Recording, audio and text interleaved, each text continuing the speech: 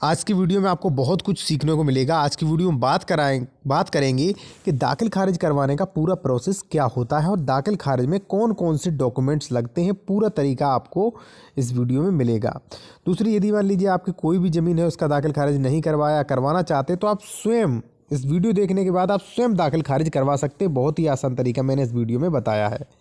इससे पहले मैं आपसे कहूँगा, यदि आपका कोई भी प्रश्न हो, आप मुझसे फ़ोन पर सलाह लेना चाहते हैं तो आप कालमी4 ऐप के थ्रू मुझसे बात कर सकते हैं या मुझे इंस्टाग्राम पर फॉलो करके वहाँ पर भी SMS कर सकते हैं। दोनों की लिंक जो है हमने वीडियो की डिस्क्रिप्शन में दे रखी है। देखिए, दाखिल खारिज करवाने के लिए सबसे पहले आप जिस ज़मीन का दाखिल खारिज करवा रहे हैं उसका आपके पास जो आपका ओरिजिनल बैनामा है वो होना चाहिए, क्योंकि जब आप दाखिल खारिज करवाएंगे तो वो आपको दिखाना पड़ेगा कि भाई ये जो है ये ओरिजिनल बैनामा है, मैंने ये रजिस्ट्री करवाई, आप इसका दाखिल खारिज कर दें। ठीक है, सबसे पहले आपको ओरिजिनल बैनामा होना चाहिए आपके पास। ठीक है, दूसरी बात ये है कि आपको सबसे पहले आवेदन पत्र लेना है। यहाँ पे जैसा कि आप देख सकते हैं आवेदन पत्र कुछ इस प्रकार होता है। न्यायालय श्रीमान तहसीलदार महोदय, तहसील जो भी आपकी हो, जो भी आपका डिस्ट्रिक्ट हो, धारा 34, यहाँ पे नाम ग्राम जहाँ हक पाया गया हो। ठीक है, अपने ग्राम का नाम, परगना और भूमि का विवरण जिस पर स्वामित्व प्राप्त हुआ है। जो भूमि आपने खरीदी है, जिसका आपको दाखिल खारिज करवाना है, उसका पूरा विवरण यहाँ पे डिटेल में देना है। फिर उक्त भूमि राजस्व जो भी पड़ता रेट हो यहाँ पे लिखना है, उसका नाम पता जिनसे स्वामित्व मिला है, यानी कि जिसने आपको बेचा है उसका यहाँ पे नाम व पता तीसरे कॉलम में यहाँ पे लिखना है। ठीक है, देखिए उसके बाद नेक्स्ट कॉलम आता है, यहाँ पे लिखा है स्वामित्व मिलने का जरिया। ठीक है, जो भी हो, वसीयत द्वारा स्वामित्व मिला है, ठीक है, या मान लीजिए आपने बैनामा लिया है वो आपको भरना है। ठीक है, और फिर दिन भरना है, नाम पता जिसको स्वामित्व मिला हो। ठीक है, स्वामित्व किसे मिला, यानी कि जिसने खरीदा उसका नाम, तहरीर दिनांक और विशेष विवरण में आप ये भी कॉलम जो है भर सकते हैं। नीचे जो है प्रार्थी के साइन होने, यानी कि जो दाखिल खारिज करवा रहा है, जिसने ज़मीन खरीदी, जिसके नाम दाखिल खारिज होना है, उसके यहाँ पे 2 जगह साइन होगी। नेक्स्ट जो प्रोफार्मा आता है वो फॉर्म आपको भरना पड़ेगा। अगला फॉर्म है ये। देखिए, इसमें आपको क्या करना है, ये प्रोफार्मा है, इस पे लिखा है फर्द सबूत न्यायालय श्रीमान तहसीलदार, यहाँ पे बनाम, यानी कि देखिए जो यहाँ पे बेच रहा है, ठीक है, वो होगा प्रतिवादी और जो खरीद रहा है वो होगा वादी। यानी कि सबसे पहले उसका नाम आएगा। जैसे मान लीजिए ए ने खरीदा है तो सबसे पहले ए का नाम आएगा, जैसे बी ने बेचा है तो ए बनाम बी हो जाएगा। ठीक है, प्रतिवादी अभियुक्त तो जिसका भी जो भी नाम हो वो यहाँ पे प्रार्थना पत्र मौजा, जो भी आपका मौजा हो, थाना, तहसील, जिला और अपना पिता का नाम, निवासी, तहसील, जिला। ठीक है, और यहाँ पे लिखा है क्रमांक संख्या, तो फर्स्ट डाल के जो भी कागज़ पेश किए गए, यानी कि मान लीजिए बैनामा रजिस्ट्री है, फ़र्द है, जो भी हो वो यहाँ पे भरना है और कुछ नहीं भरना आपको। ठीक है, नेक्स्ट जो प्रोफार्मा है वो है व्यान हल्पी। देखिए, इसमें आपको क्या करना है, ये फॉर्म जब आप फिलअप करेंगे तो सबसे पहले जिसने खरीदा है, ठीक है, उसका नाम, जैसे मान लीजिए ए ने खरीदा है तो ए बनाम किससे खरीदा, बी से, तो ए बनाम बी। ठीक है, हमेशा देखिए जो मान लीजिए ज़मीन खरीदता है, जो दाखिल खारिज के लिए दावा करता है, उसका नाम वादी की जगह और दूसरे का नाम प्रतिवादी की जगह। ठीक है, दाखिल खारिज ग्राम, किस ग्राम में आपने ज़मीन खरीदी, किस ग्राम में दाखिल खारिज होना, वो परगना, तहसील, जिला। फिर देखिए आप अपना नाम, जो दाखिल खारिज करवाया उसका नाम, पिता का नाम, उसका थाना, परगना, तहसील, जिला भर के और नीचे 2 जगह आपके इस फॉर्म पर साइन होने। ठीक है, जो दाखिल खारिज के लिए आवेदन कर रहा है उसकी।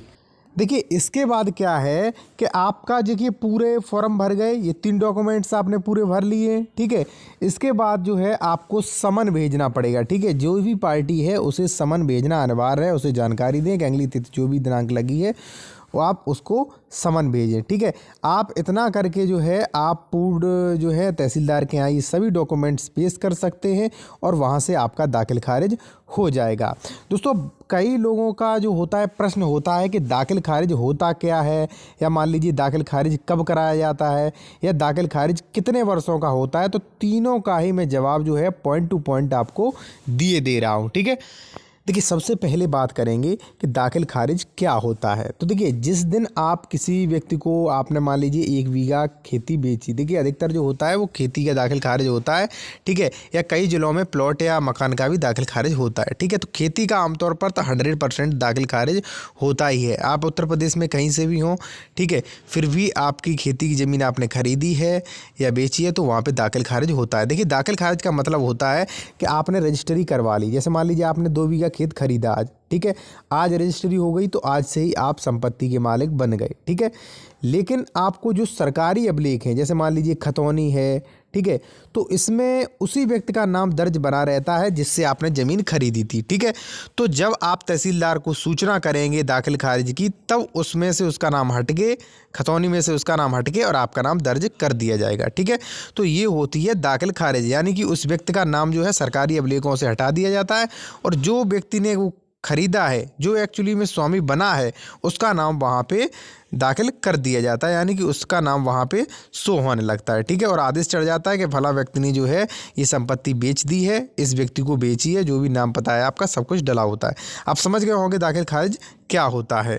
दूसरा प्रश्न है कि दाखिल खारिज कब करवाया जाता है और दाखिल खारिज नहीं करवाते हैं तो इससे परेशानी क्या होगी। तो देखिए, यदि मान लीजिए आपने कोई भी कृषि ज़मीन खरीदी है, 1 बीघा, आधा बीघा, 2 बीघा, 5 बीघा, 10 बीघा, जितनी भी ज़मीन आपने खरीदी है, आपने रजिस्ट्री तो करा ली है, ठीक है। उसके बाद रजिस्ट्री कराने के 30 दिन बाद जो है आप दाखिल खारिज करवा सकते हैं, ठीक है। तो 30 दिन का समय होता है, इसके बाद जो है आप संपत्ति का दाखिल खारिज करवा सकते हैं। फिर आपका जो भी खतौनी है, जो भी सरकारी रिकॉर्ड है, उसमें भी आपका नाम शो होने लगेगा। यदि आपने ज़मीन की रजिस्ट्री करा ली है और आप चुपचाप घर पे बैठे हैं तो नहीं, बिल्कुल गलत है, क्योंकि जो ज़मीन सरकारी अभिलेखों में जो है वो उसी के नाम शो होगी जिससे आपने खरीदी थी, ठीक है। तो हो सकता है भविष्य में मान लीजिए वो फ्रॉड व्यक्ति है, तो हो सकता है 1-2 साल बाद फिर वो खतौनी निकलवाए और वो किसी दूसरे व्यक्ति को ज़मीन बेच दे, वही ज़मीन दोबारा बेच दे, तो वहाँ पर परेशानी होती है, ठीक है। तो दाखिल खारिज जो है वो आपको अनिवार्य करवाना चाहिए, क्योंकि बाद में इससे परेशानियां हो जाती है। क्योंकि देखिए, अगर मान लीजिए उसका नाम जो है सरकारी रिकॉर्ड में रहेगा तो उसका वो फ़ायदा उठाएगा। कहीं वो लोन हो सकता है कि भाई उस पर लोन ले ले, KCC ले ले, या मान लीजिए किसी व्यक्ति को बेच दे, तो ऐसे फ्रॉड जो है वो होते रहते हैं, ठीक है। तो आप समझ गए होंगे दाखिल खारिज क्या होता है, क्यों यह कराना चाहिए, कब कराना चाहिए। अब बात आती है कि दाखिल खारिज कितने दिनों तक करवा सकते हैं। तो देखिए, दाखिल खारिज यदि आप तत्काल करवाते हैं तो सही रहेगा। तत्काल का मतलब ये नहीं है कि आप दूसरे दिन दाखिल खारिज करवा लें। दाखिल खारिज का नियम जो है वो कम से कम 30 दिन है। 30 दिन के बाद ही आप दाखिल खारिज करवा सकते हैं। यानी कि मान लीजिए आज 1 तारीख को आपने रजिस्ट्री करवाई है तो 30 तारीख तक आप दाखिल खारिज नहीं करवा सकते। 30 तारीख के बाद आप दाखिल खारिज करवा सकते। 30 दिन का समय इसलिए दिया जाता है, भाई मान लीजिए किसी को आपत्ति हो, कोई दाखिल खारिज रुकवाना चाहता हो, किसी को आपत्ति हो कि भाई ये फर्जी रजिस्ट्री है या पैसे नहीं दिए, जो भी आपत्ति हो, तो 30 दिन का समय उसमें दिया जाता है, ठीक है। यदि मान लीजिए आपने 1-2 वर्ष या मान लीजिए 5 वर्ष से दाखिल खारिज आपने नहीं करवाया है, फिर भी कोई दिक्कत नहीं, आपका दाखिल खारिज जो है वो आसानी से हो जाएगा, बशर्ते उस पर कोई भी व्यक्ति को आपत्ति, ऑब्जेक्शन नहीं होना चाहिए। मान लीजिए आपने आज दाखिल खारिज नहीं करवाया, आपने जब दाखिल खारिज किया दूसरे व्यक्ति ने आपत्ति लगा दी कि भाई ये फर्जी रजिस्ट्री, आप दाखिल खारिज मत करिए, तो वहाँ पे मामला पेंडिंग में चला जाएगा और वहाँ पे आपके मैटर की सुनवाई होगी, उसी के बाद ही दाखिल खारिज होगा।